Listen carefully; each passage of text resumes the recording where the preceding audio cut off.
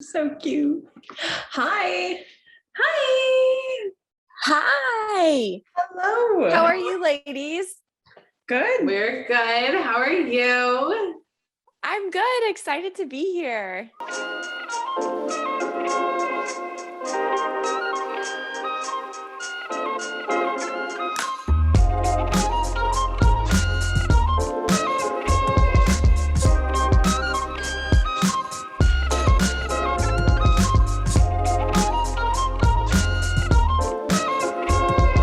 Gosh, thank you so much for coming and reaching out and hello and welcome. Thank you. I'm super excited. And is it okay before we get into anything, is it okay that I share this video on our YouTube page? Yes, definitely. Okay. Perfect. So we're gonna ask away. We have a bajillion questions. Well, you're gonna basically educate me today. You're gonna educate us today. So you have a podcast. You talk about endometriosis. Do you want to let people, I guess, tell us your story with endometriosis and what made you come to start a podcast? Yeah, definitely. So I'll give like a brief story, or I'll try to make it brief. I do like to talk about one of the big things is like a symptom or something for other people to look at. And one thing that I didn't know was that I started my period really young. I started when I was about 10. And from the very beginning, I had pretty terrible periods. However, that was just what was like the women in my family dealt with, so I just kind of felt like that was just everyone's period experience and thought it was normal. So I definitely had difficulties throughout my teen years and things like that. Like I missed school on my periods and had heavy bleeding. And so then when I was about 23, I was working at a restaurant and I got promoted to assistant manager. And so I was under a lot of stress and working more than I had ever been working before. And so when I started to get like sick feeling, flu-like feeling, extreme fatigue, dizziness, nausea, I really just chalked it all up to being stressed out and working hard and just thought it was that. Like, nothing's wrong. Your tests are normal. And I'm like, that's the exact opposite of what I want to hear, And so I finally really, it just came inside of myself that I was like, I'm not getting anywhere with my doctors. I have to start advocating for myself. And social media was a huge part of that, specifically Instagram and the endometriosis community on there. Yeah. They are just incredible. And I started to plug in and started talking to people and sharing my story. And they were like, oh yes, girl, like you definitely have this, please look into it. And really just try to find an excision specialist, because that's really the only doctor that knows how to deal with endometriosis, because it is a complex disease. And so through all of that and having to self-educate so much was really where I wanted to form a podcast around that, so that other people were left with kind of like a guidebook or a hand guide to go through this journey with, so that they weren't feeling so alone and so weren't so misguided. Yeah. Yes, that is not a normal thing. Period pain should not. No. I'm like in bed.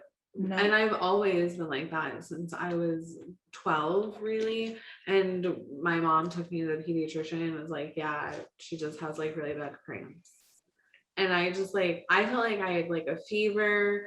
I have diarrhea. I get nauseous. I get a little dizzy. And my cramps are like so bad. Midol never did anything. Tylenol never did anything. I just felt sick. Ibuprofen kind of helped, but it never really like touched the pain, and it just upset my stomach even more. Shit, now I'm worried. Oh, I thought that was normal. Definitely not normal. Yeah, I've never been like unable to. Are you not doubled over in pain like the first 3 days of your period? No, I just get through everything. I just keep going. I mean, I get cramps, but I definitely don't get it to the Really? point where I'm not able to do anything. Oh. Yeah. Interesting. Well, Awareness is key.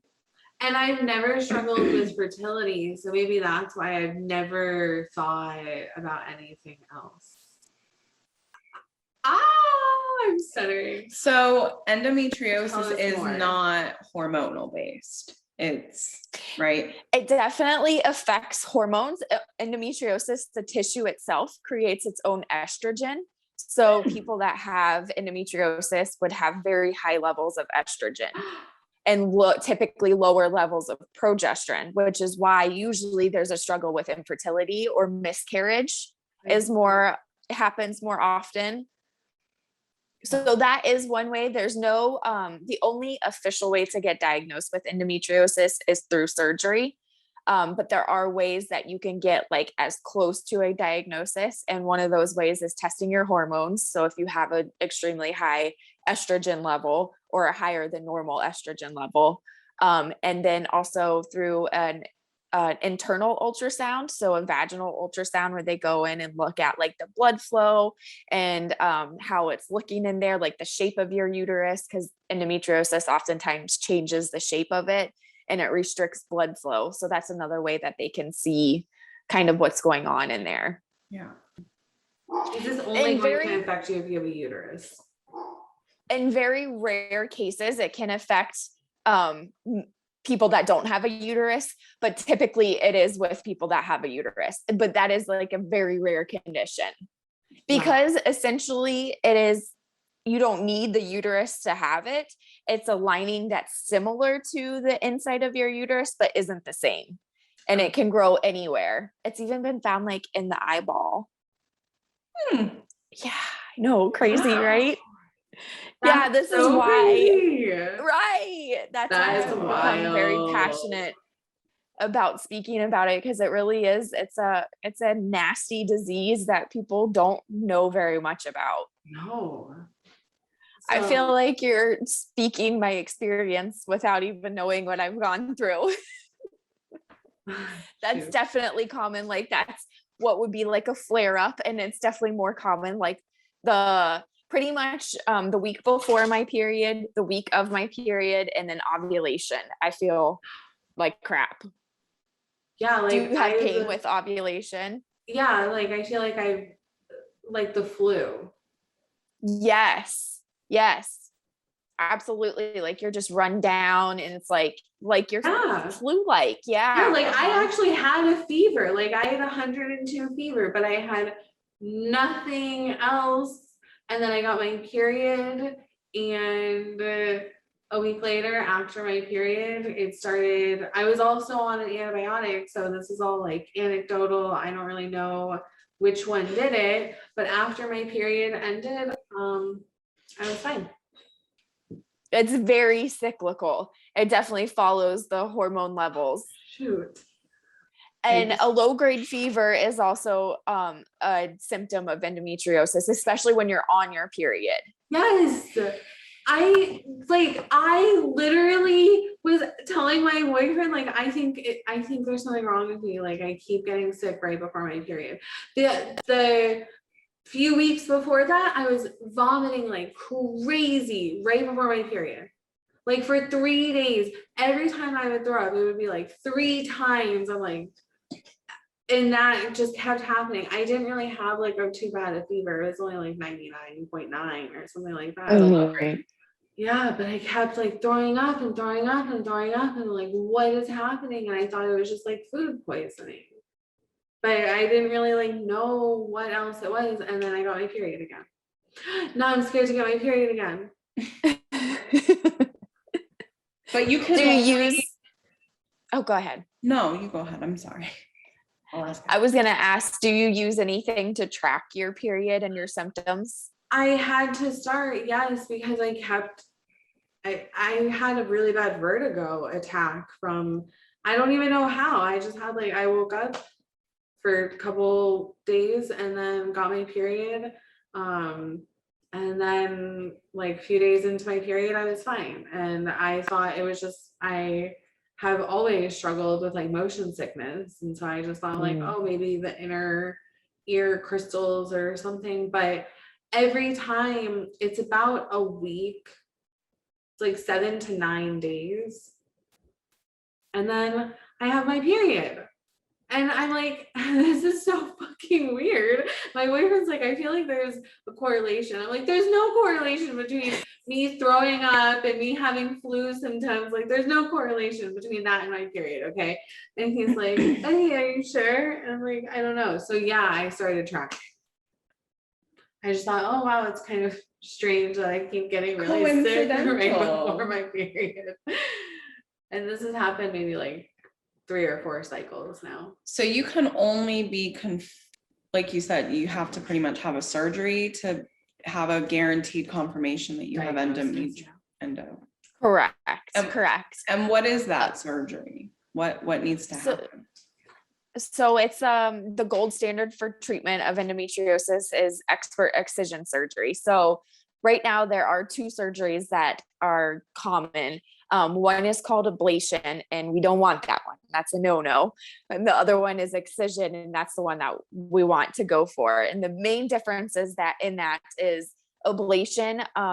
Like a good analogy for it is like if you have a garden and you're trying to replant a garden, ablation is going to go in and cut all of the vegetables out. So you have a clean top, but you have all these roots that are left underneath.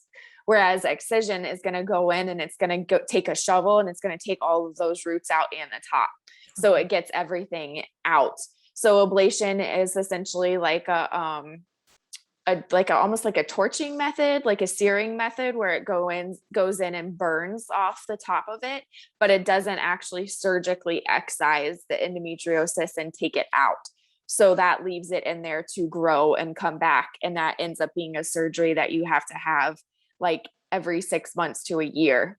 Whereas with excision surgery, it's your best bet for like becoming as close to pain-free as you can, having as close to regular cycles as you can, and preserving your fertility. And so that one goes in and actually like unsticks your organs together, surgically separates them, and can help like reshape your uterus, because endometriosis can pull certain spots of your uterus like down and change the shape of it. So by releasing that, also helps with fertility. Okay, I've had a C-section and like a tubal. Would someone be able to tell like, oh, you have little extra stuff growing here, or would they just like not see it at all? They aren't trained to see it. So endometriosis, exactly. Which sucks. That's one of the things that certain I was like, doctors, I have surgeries done. They would tell me. Yeah, they totally would know. Right. Especially something like a C-section. It would be wonderful if OBs were trained to spot it, and C-section scars are a very like common place for endometriosis to implant. It's a thing with abdominal surgeries. Like if you have any kind of abdominal surgery, endometriosis likes that scar tissue. Oh, yeah. I have 2 of those. You use cannabis, right? Absolutely. How has cannabis impacted your battle with endometriosis? I feel like honestly, like I wouldn't be here today if it wasn't for cannabis. Endometriosis pain is like the worst thing I've ever felt in my life. And before surgery, it was pretty constant. I wasn't really getting out of bed very much, and it all spiraled into a really dark depression as well. And so cannabis has always been the one thing that's helped alleviate majority of my symptoms. It's been the one thing that allows me to eat. Like previously I was vomiting a couple times a day, and losing a lot of weight. That's not normal for your period. You don't also feel nauseous? I get nausea, but I don't vomit. Maybe just like I get some like cramps and discomfort, and then I'm like, okay, let me just smoke some weed, and then I feel better. Usually. But no, Right, and I don't violently throw up or anything like that. Ever? You've never? No, not because of my period. Ever. Oh, wow. Even when and that's the other side of it is we can normalize it so much because it's our lived experience. So in our head, it's like, well, of course, everybody everybody's has like this, that. right? And you don't normally have these conversations like, hey, so how was your period this month? Like, so it's always Right. probably. I never thought it was associated with my period. I thought it was like a GI problem, a food issue. So did I. I never would put Link the those two. together, but so many of these freaking symptoms she's saying I have had, and it's gotten really bad this last year. The older you get. The older I get. And you notice that too, Correct. it got progressively worse the older that. Absolutely. And my It is a cramps- progressive disease. Shit, my cramps get worse. I don't know, wasn't I just talking about how my cramps are so bad? And everyone kept telling me, oh, after you have a baby, they'll get better. And my mom kept telling me, like, oh, they'll get better. And no, they did not get better. I am in bed typically the first 1 to possibly 3 days. It just depends. I'm in bed. Like, I've had to call off work. Really? Yeah. I've What? never called off work for my period. That's I Like, it, no pain at all. It was night and day. I invested in a lot of the period underwear, and I refused to use any pads or tampons, no bleached products. And I have not had bad cramps since I started using those products. Like, I have been really sick for some reason right before my period. I don't know. Maybe there is a correlation. I'm a little freaked out now. But yeah, that has tremendously helped. Yeah, I agree with that.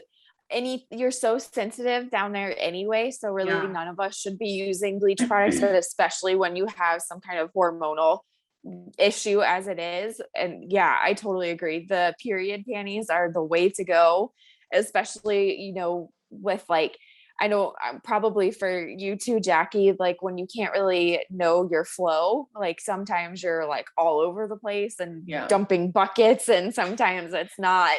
Yeah. So I really like the period panties too.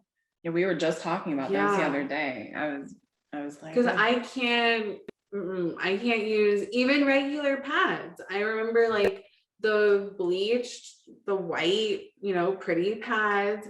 My vagina was still super swollen. Like, I remember it was swollen. Well, this episode was destined to happen. Should I tell her about when I had to go to the doctor? Yeah. After sex? Yeah. Yeah. Oh, fuck. You should. Okay, so my boyfriend and I have been together for a really long time, and I am pro sex, and I got all these tests done, and they were like, yeah, we don't know. It's stretching out your cervix lining too much, so it's making you start your period. Yeah, I had 2 different OBs tell me that. Can I ask you a question? Yeah. So is it like, that makes sense, and it definitely sounds like another symptom of endometriosis. It's also hurt too. Yes, I was just gonna say it's typical to have uterus, pain. would hurt, Yeah. yes. And that's and that really isn't because of how big anything that you insert in there. That's because of you and your right. Yeah, that's definitely like uterine pain that comes along with endometriosis. Yes, that's oh no, I'm sad. Yes, that's exactly what I feel. Some days it is like we can't have sex for like another week. So it's possible to develop endometriosis later on in Yeah, I life. thought you were just like born with it. So studies are showing that more studies are showing that you are actually born with it, but that doesn't mean that your symptoms start immediate. And usually you do have some symptoms, but they're not registered. They're never picked up. You know, things like migraines as a teenager is you're more susceptible to have endometriosis. That's a sign of endo as a young girl. The heavy bleeding, but so many times all of these things are dismissed, and it's usually not until you're in your like late 20s, early 30s that stuff starts really happening and affecting your day-to-day life. And that's when it's like, I'm there. I'm there too. Oh, wow. yeah, and that's usually what gets people on the track is like same kind of thing. You've been living with it for years, so you think it's normal, but then something switches in your body, which I'm sure is some kind of hormonal change once we reach this age that really starts to like kick it off, and then it starts affecting your daily life. And that's usually when somebody is like, all right, I've got to do something about this. So is this not like a diet or like lifestyle change that can I not just like exercise or something and like fix this? Those things can help for sure. Especially if so there's different, the stages have kind of been phased out of the endometriosis community, but it used to be like scored in a stage 1 to 4, 4 being the most severe and 1 being not so bad. And so people can have a different range of symptoms due to the severity of the disease, but there is nothing that you can do like lifestyle change wise or dietary wise that's actually going to remove the tissue out of your body. Oh. So you can do things that help with the inflammation, which that's definitely great because it feeds off of that. But the biggest thing is to get it excised, surgically removed completely out of your body. It's almost like a tumor, you know, or a foreign object that would be in there. Like you can clean the wound on the outside, but if you're not getting that down in there out, you're still going to have all of those symptoms. So that you don't have to be, for sure. I know many women that have endo and have children. So and so they were like, yeah, you have a tilted uterus. Yes, so do I. That's very common with endometriosis. Do you have a tilted uterus? No, no, no. So you know, Jackie. I'm the worst here. No, you don't. They would tell you. Birth, and I gave birth vaginally, and we didn't have any, like, there was no complications or anything like that. And I gave birth C-section, and there was no complications with that either. The only complications I've ever had was when I did the tubal. I had issues with my fallopian tubes, and they were bleeding profusely during the surgery, and they were like, "Oh, this is not good." Because you just feel that nauseous and sick. And I have diarrhea, and Mm-hmm. I'm you don't have this. I mean, I get period poops. I thought that's where you're that's what I call it. Diarrhea for days. No, I mean I have IBS too, so I always usually just think it's my stomach doing its thing. I don't have IBS. Yeah. One gift that my 30s gave me. Going back to what you said about advocating for yourself, a long time ago, I have a weird, a heart palpitation. My mom has a heart murmur. My grandma had a weird cardiac event. Anyway, so I was told, you should get it checked out. I went to a male doctor. I had an eating disorder so severe that I ended up losing 70 pounds in a matter of 6 months from over exercising and restricting. And all he told me was, well, at least you look good now. Wow. And I was like, I feel like I'm going to faint most of the time. Can you maybe help me? He was like, well, at least your weight is okay. And I'm like, I think that there's a lot of things, I feel not good right now. I'm 120 pounds, but I don't feel good. Yeah. And he was like, okay, I guess we'll have a heart event monitor put on you. And I was just like, is there not like anything, like sooner or quicker or whatever? And he was like, I guess you could go get like an EKG done at the ER if you want. And he just like treated me like shit. And I was just so young. And I really do, yes, like advocate for yourself. If you have the ability to go to a different doctor, go to a different doctor. If you have the ability to have a car and maybe drive to another city, maybe look in another city to get a different doctor, because holy shit, that gave me like medical trauma in a little bit, because now I'm afraid to go to the doctor to have them dismiss what I'm feeling. Really? Absolutely. Medical trauma is so real, and it's something that I feel like isn't talked about very much. There's doctors are very treated much like their opinion is end all Put be up all. on a pedestal. Yeah. What type of doctor would you recommend trying to help you get to that diagnosis? So to be perfectly honest, I would, if you think you have endometriosis, I would listen to your gut instinct, and I would find an expert excision surgery center. So there aren't very many of them in the country. The one I went to was in Atlanta, Georgia. It's called the Center for Endometriosis Care. And they will review your health records for free.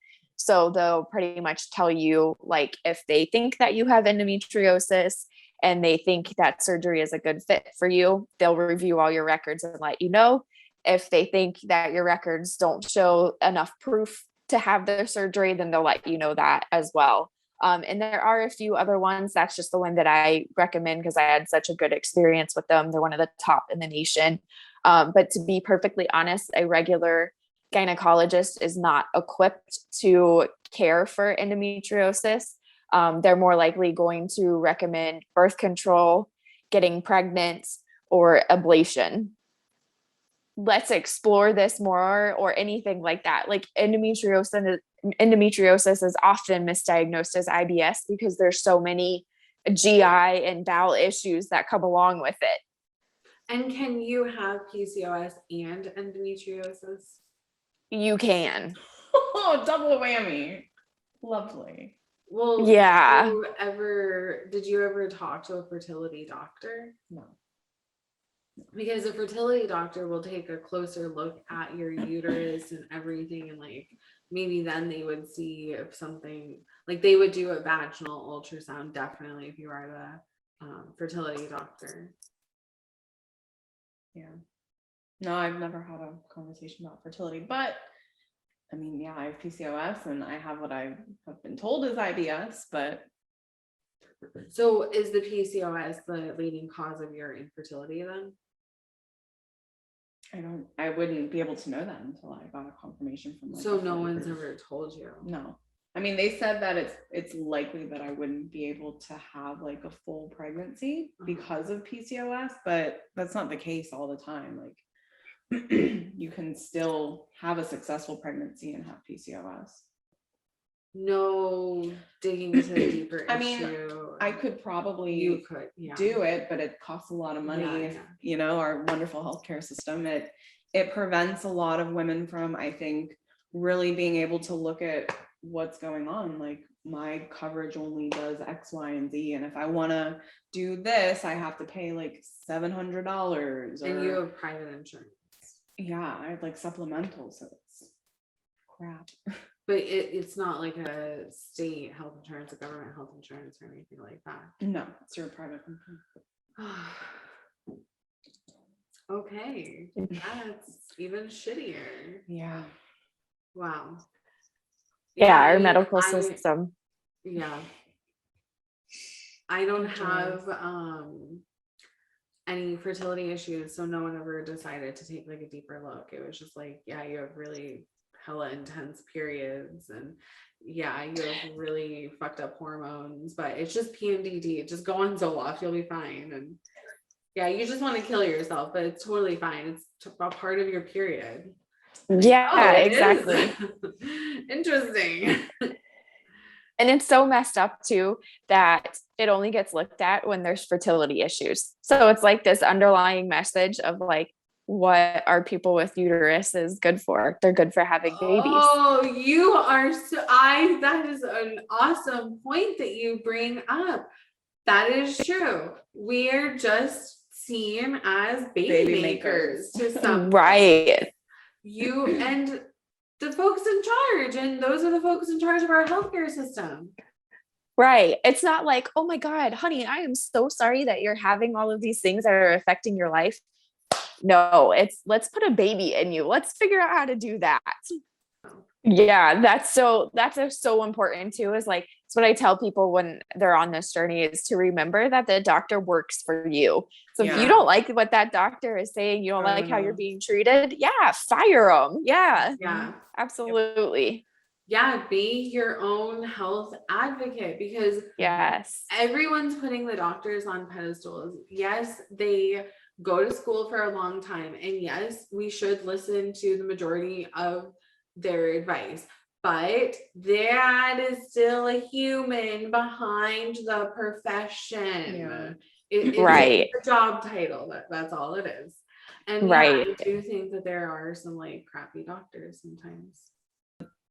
Look at this as a potential, And in theory, if more of us are talking about it and questioning the doctors, then the doctors have to learn more about it. Like if we're all like, hey, look at this, then they're all gonna have to start banding together and be like, oh shit, maybe we need to start taking it more seriously. Yeah. Those hormones, let me tell you, I've had so many people come to me and be like, oh, it's just hormones. Hormones are a bitch and they make you crazy. Fuck the hormones. Yeah. Yes. Wow. Yeah. I mean, but I also just like feel sick.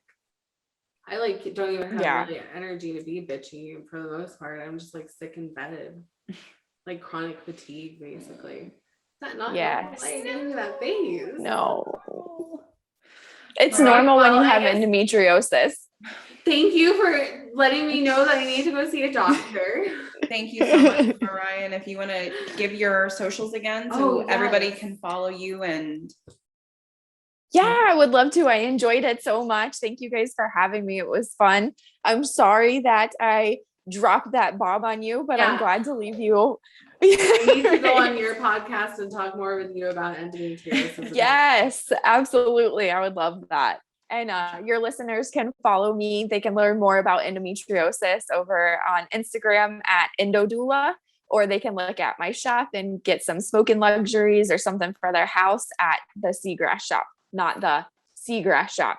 Awesome. At Seagrass Shop. Yes. Well, thank you. Thank you so much. It was definitely a pleasure. And I definitely look forward to being on your podcast. We will definitely. Yes, I can't wait. Awesome. Sounds wonderful, ladies. Thank you. Bye. Bye.